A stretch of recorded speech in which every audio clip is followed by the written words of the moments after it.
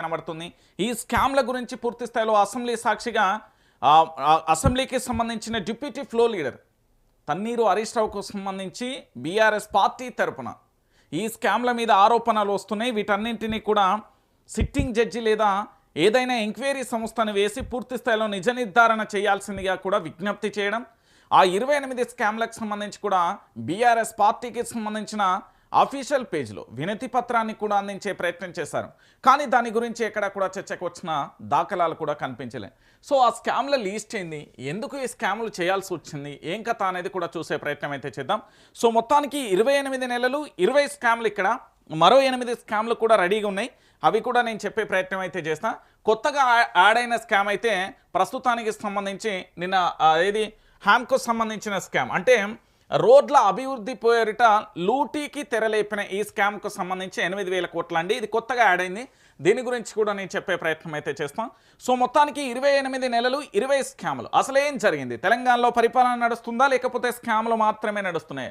రేవంత్ ప్రభుత్వం అధికారంలోకి వచ్చిన 28 నెలల కాలంలో కేవలం స్కామ్లు మాత్రమే పరిమితమైందా? ప్రజలకు సంక్షేమ పథకాలు లేదా అభివృద్ధి దిశలో ఏమైనా అభివృద్ధి చేయాలనుకుంటున్నారా లేదా అనేది కూడా తెలియని పరిస్థితి అయితే కనబడుతుంది. సో ఇలాంటి పరిస్థితులలో కొన్ని విషయాలను కూడా మీ ముందుకు తీసుకొచ్చే ప్రయత్నం అయితే నేను చేయబోతున్నాను.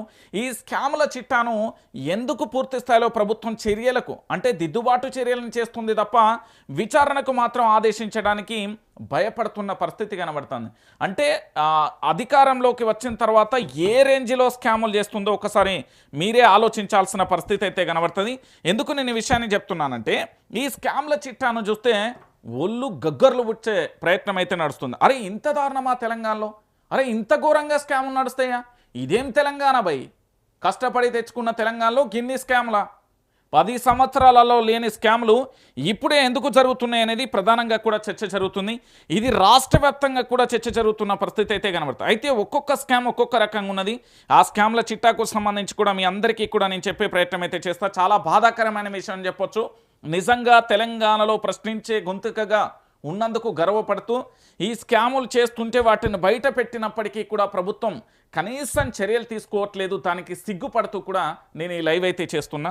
సో ఎందుకంటే ఇది వీళ్ళ తాతల సొమ్ము కాదు, వాళ్ళ ముత్తాతల ఆస్తులు కాదు. ఇవన్నీ కూడా పేద ప్రజలు, అంటే ప్రజల సంపద, అంటే మన సంపదే.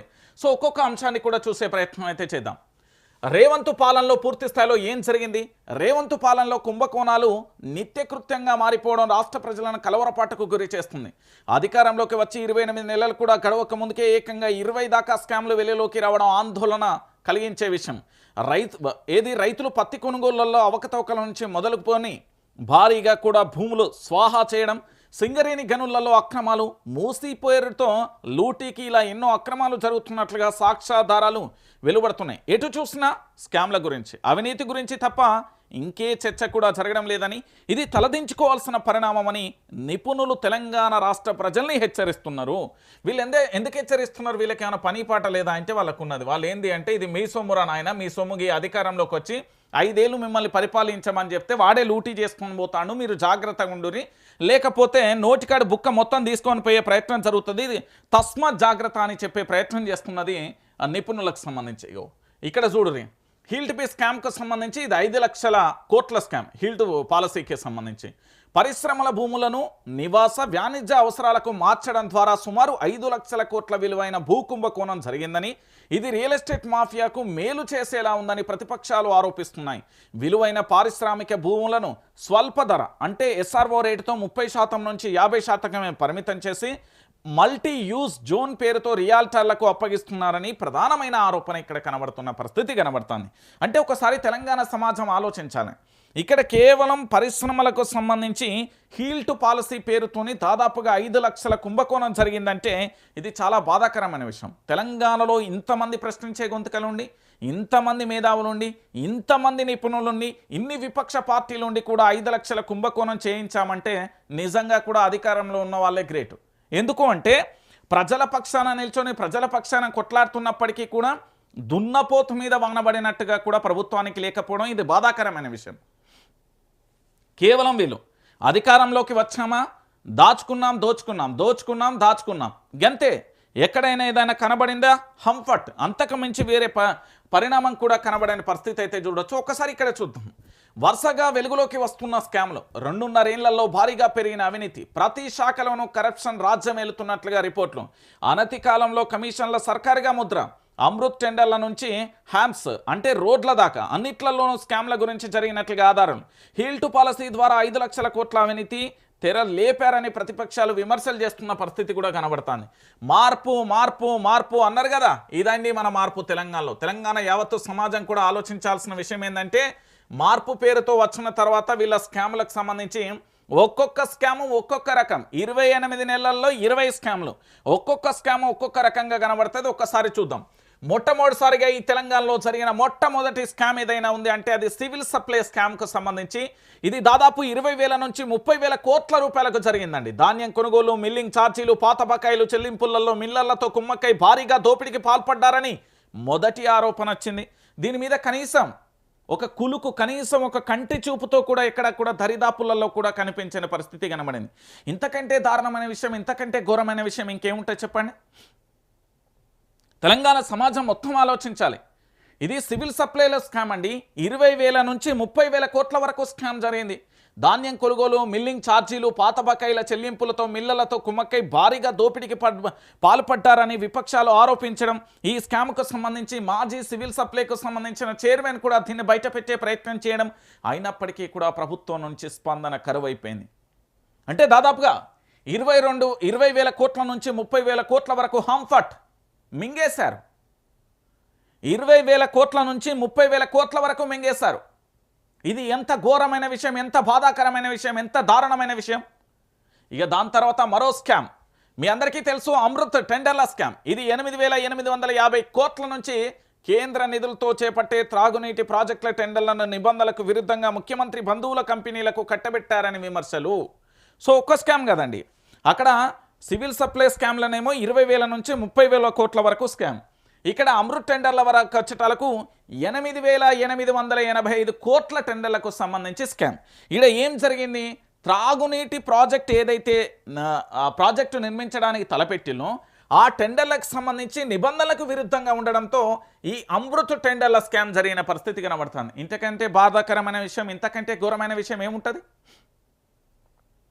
తెలంగాణ సమాజం మొత్తం ఆలోచించాలి. అమృత్ టెండర్ల స్కామ్ అంతా 8,885 కోట్ల రూపాయల స్కామ్ అనే ఆరోపణలు ఉన్నది. దీని మీద ఏమైనా చర్యలు తీసుకున్నారా? లేని పరిస్థితి కనబడుతుంది. ఇక దాంతో పాటుగా కేఎల్ఎస్ఆర్ స్కామ్, ఇది 2,000 కోట్ల స్కామ్ అండి. ఇది కొండా లక్ష్మణ్ బాపూజీ హార్టికల్చర్ యూనివర్సిటీకి సంబంధించిన ప్రాజెక్టులు నిధుల మళ్లింపులలో అక్రమాలు జరిగాయని ఆరోపణ వచ్చిన పరిస్థితి కనబడుతుంది. కేఎల్ఎస్ఆర్ స్కామ్కు సంబంధించి 2,000 కోట్ల స్కామ్ ఇది. అంటే ఆఖరికి ఒక పరిశోధన, వ్యవసాయ పరిశోధనకు సంబంధించి, అంటే హార్టికల్చర్ మొక్కల పెంపకం కానీ లేదా డిఫరెంట్గా వీళ్ళ పరిశోధన చేయడానికి వీళ్ళకిచ్చే పైసలు ఏవైతే ఉంటాయో, ప్రాజెక్టులు అయితే ఏవైతే ఉంటాయో వాటన్నింటినీ కూడా నిధులు మళ్లింపుతో 2,000 కోట్ల స్కామ్ చేశారనే ఆరోపణలు ఉన్నాయి. దీని మీద చర్యలు ఉన్నాయా? లేని పరిస్థితి. ఇంకొక స్కామ్, ఇది ఏది కోల్ బ్లాక్కు సంబంధించిన స్కామ్. ఈ స్కామ్ వల్ల పూర్తి స్థాయిలో పాపం కోమటిరెడ్డి వెంకటరెడ్డి గారి మీద మచ్చ వేసి వీడియో తీసి అరెస్టులు చేసి రచ్చగా మారిన విషయం అందరికీ తెలిసిన విషయమే. ఇది నైనీ కోల్ బ్లాక్కు సంబంధించిన స్కామ్లో ఇది 5,000 కోట్ల స్కామ్. ఒడిశాలోని బొగ్గు గని తవ్వకాల కాంట్రాక్ట్ను తమకు తమ దగ్గరులకు కట్టబెట్టడానికి సింగరేణికి సంబంధించి నష్టం చేకూర్చారని విమర్శలు వస్తున్న పరిస్థితి కనబడుతుంది. మరి దీని గురించి ఏమన్నా సమాధానం ఉందా? లేని పరిస్థితి కనబడుతుంది. నైనీ కోల్ బ్లాక్ స్కామ్కు సంబంధించి దాదాపుగా 5,000 కోట్ల స్కామ్ అండి ఇది. మరి ఎవరి జేబులోకి వెళ్తున్నాయి, ఎక్కడికి వెళ్తున్నాయి, ఏం జరుగుతుంది, ఎవరు తింటున్నారు, ఏంటి బాధాకరమైన విషయం, ఏంది ఘోరమైన విషయం ఒకసారి ఆలోచించుని. ఇక ఇది ఇట్లుంటే మరొకటి, ఇది అందరికీ తెలిసిన విషయమే, ఓబీ స్కామ్ అంటారు. అంటే సింగరేణికి సంబంధించిన ఓబీ స్కామ్. ఇది దాదాపుగా 3,000 కోట్ల స్కామ్ అండి. ఇక్కడ ఓవర్ బర్డెన్ తొలగింపు పనులలో పాత కాంట్రాక్టర్లను తప్పించి అధిక రేట్లకు కొత్త వారికి పనులు ఇచ్చి కమిషన్లు తీసుకున్నారనే ఆరోపణలు ఇక్కడ వినబడుతున్నాయి. అంటే ఏదైతే ఓవర్ బర్డెన్కు సంబంధించిన పనులు ఉంటాయి కదా, ఆ పాత కాంట్రాక్టర్లందరినీ ఇంటికి పంపించిలట, కొత్తోళ్ళకి అప్పచెప్పి ఓకే, కానీ అధిక రేట్లకు వీళ్ళకి అప్పచెప్పేసి దీంట్లో 3,000 కోట్లు మింగిలు.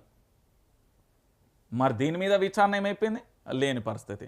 ఇక దాని తర్వాత ఇక కరెంటు పోతే మనం దేని మీద ఆధారపడతాం? ప్రత్యామ్నాయం, బ్యాటరీలు కానీ సోలార్. ఆ సోలార్ దాంట్లో కూడా సోలార్ పవర్ స్కామ్లో కూడా స్కామ్ జరిగింది. ఇది ఎన్ని వేల కోట్లు అనుకుంటారు? మొత్తం వేలల్లోనే ఉన్నాయి. ఇది 4,000 కోట్ల స్కామ్. సోలార్కు సంబంధించిన పవర్ స్కామ్. సౌర విద్యుత్ కొనుగోలు ఒప్పందాల్లో పీపీఏ నిబంధనలు మార్చి ప్రైవేట్ సంస్థలకు లబ్ధి చేకూర్చారనే విమర్శలు ఉన్నాయి. దీని మీద కూడా దాదాపుగా 4,000 కోట్ల రూపాయల స్కామ్ జరిగింది. మరి దీని గురించి ఏమన్నా సమాధానం ఉందా అంటే లేని పరిస్థితి కనబడతాను.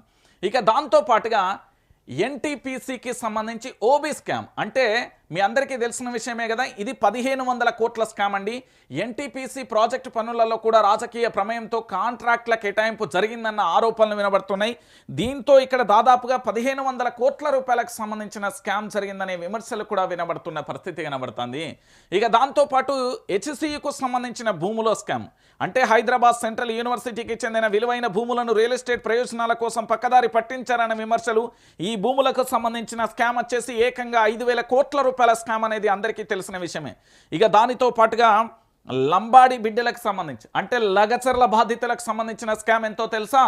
దీనన్నిట్లలో నాకు తెలిసినంత వరకు ఒక గ్రామాన్ని లేకుండా చేయాలనుకున్న భూములకు సంబంధించిన స్కామ్ ఎంతో తెలుసా? 10,000 కోట్ల రూపాయల స్కామ్. అంటే ఫార్మా విలేజ్ పేరుతో రైతుల నుంచి తక్కువ ధరకు భూములను లాక్కొని వాటిని కంపెనీలకు దారాదత్తం చేస్తున్నారనే ఆరోపణలు కూడా ఇక్కడ వినబడ్డాయి. ఇది 10,000 కోట్ల స్కామ్. ఇక దాంతోపాటుగా ఏంటి అంటే 22A నిషేధ భూముల స్కామ్, అంటే 15,000 కోట్ల స్కామ్. 1,00,00,000 ఎకరాల భూమిని నిషేధిత జాబితా నుంచి తొలగించి క్రమబద్ధీకరించే ప్రక్రియలో 100 కోట్ల ముడుపులు అందాయన్న విమర్శలు కూడా వస్తున్నాయి. ఈ ఏదైతే 1,00,00,000 ఎకరాలకు సంబంధించి అప్పుడు ధరణికి సంబంధించి దాంట్లో పెడితే దాన్ని బయటికి తీసి వాటన్నింటినీ క్రమబద్ధీకరణ చేస్తామంటూ చెప్పి మరి ఏ రూపంలో పైసలు తీసుకున్నారో తెలియదు, కానీ దాదాపుగా 15,000 కోట్ల రూపాయల స్కామ్ కూడా జరిగింది. ఇక ఎక్సైజ్ మెట్రో బ్రూవరీస్ స్కామ్, ఇది ఎక్సైజ్కు సంబంధించిన మెట్రో బ్రూవరీస్ స్కామ్. ఇది 5,000 కోట్ల అండి. కొత్త బ్రూవరీ లైసెన్సులను మంజూరులో మరి మద్యం సరఫరా కోటాలలో క్విడ్ ప్రోకో జరిగిందన్న ఆరోపణలు ఇక్కడ వినబడుతున్నాయి. అంటే 5,000 కోట్ల రూపాయలకు సంబంధించిన స్కామ్ ఇక్కడ. హోమ్స్ రోడ్స్, అంటే ఇది 8,000 కోట్ల రూపాయలకు సంబంధించి ఇక్కడ ఈ విషయం ఏంటంటే మీరందరూ కూడా రోడ్ల నిర్మాణం పేరుతో కిలోమీటర్కు 3.30 కోట్లను కేటాయించి భారీ దోపిడీకి పాల్పడ్డారని వేముల ప్రశాంత్ రెడ్డి ఆరోపించిన పరిస్థితి కనబడుతుంది. అంటే ఒకసారి HAM స్కామ్, ఇది ఈ హ్యామ్స్కు సంబంధించిన స్కామ్లో 3.30 కోట్ల రూపాయలు మింగి మొత్తానికి ఇది 8,000 కోట్ల రూపాయలు మింగిలని గతానికి సంబంధించిన మాజీ మంత్రి వేముల ప్రశాంత్ రెడ్డి బయటపెట్టిన విషయం. ఇక దాంతోపాటుగా మరో స్కామ్ మీ అందరికీ తెలుసు, TDR స్కామ్. ఇది 3,000 కోట్ల స్కామ్. ఇది ఎక్కడ HMDA పరిధిలో TDR సర్టిఫికెట్ల జారీలో భారీగా అక్రమాలు జరిగాయని విమర్శలు ఉన్నాయి. దీని స్కామ్ ఎంత? 3,000 కోట్ల రూపాయల స్కామ్ జరిగింది. ఇక దాంతోపాటు యంగ్ ఇండియా స్కూల్, ఇది అందరికీ తెలిసిన విషయంలో తెలంగాణలో రచ్చరచ్చగా మారింది. ఈ యంగ్ ఇండియా స్కూల్కు